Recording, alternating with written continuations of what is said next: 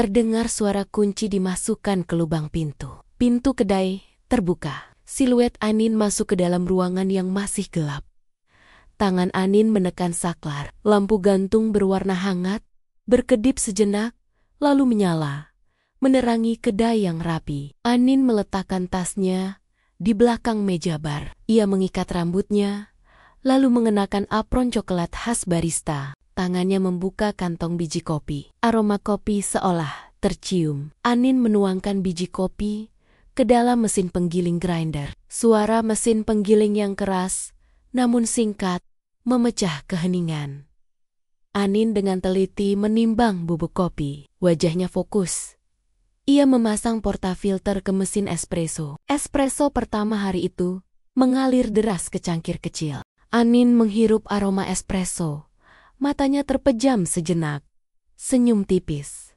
Ia membuat secangkir kopi untuk dirinya sendiri. Anin duduk di salah satu kursi pelanggan, menatap keluar jendela yang masih remang. Di luar, 1-2 motor mulai lewat. Kehidupan kota mulai menggeliat. Ia menyesap kopinya. Momen tenang sebelum kesibukan dimulai. Anin bangkit. Membalik tanda tutup, menjadi buka di pintu depan. Ia berdiri di balik bar, siap. Lonceng kecil di atas pintu berbunyi. Pelanggan pertama masuk. Denyut kehidupan seorang bapak tua dengan kemeja batik masuk. "Bapak, monggo mbak. Kopi tubruk seperti biasa." Anin tersenyum dan mengangguk. "Anin, ngih. Pak, gula sedikit kan?" Bapak itu tersenyum. Lalu duduk di pojok sambil membaca koran. Lonceng berbunyi lagi. 2 mahasiswi masuk, tertawa-tawa. "Mahasiswi 1, Kak, ice latte 2 ya?" Anin dengan cekatan menyiapkan pesanan mereka. Uap dari Steam One. Anin menyajikan 2 ice latte dengan sedotan ramah lingkungan. Seorang turis asing masuk, melihat papan menu dengan bingung. Turis itu menunjuk salah satu kopi lokal. Anin menjelaskan dengan sabar. Suasana kedai hidup dengan obrolan pelan. Suara mesin kopi dan denting cangkir. Anin bergerak lincah di balik bar. Close up. Tangan Anin menerima uang dan memberikan kembalian. "Anin, matur nuwun." Pemandangan dari luar. Kedai kopi tampak hangat dan ramai. Anin berhenti sejenak, mengambil napas, dan menatap puas pada kreasinya yang dinikmati banyak orang. Di tengah keramaian, lonceng berbunyi pelan. Bima melihat sekeliling, mencari tempat duduk yang paling sepi. Anin memperhatikannya sejenak. Sebelum mendekat, Bima menatap Anin, sedikit terkejut dari lamunannya. Bima membuka laptopnya. Layar kosong, kursor berkedip-kedip. Anin datang, meletakkan secangkir americano di mejanya dengan hati-hati. Anin kembali ke bar, sesekali melirik ke arah Bima. Bima menatap layar kosong, lalu menatap keluar jendela, lalu kembali ke layar. Hari berikutnya, di jam yang sama, Bima datang lagi. Anin mengangguk dengan senyum kecil.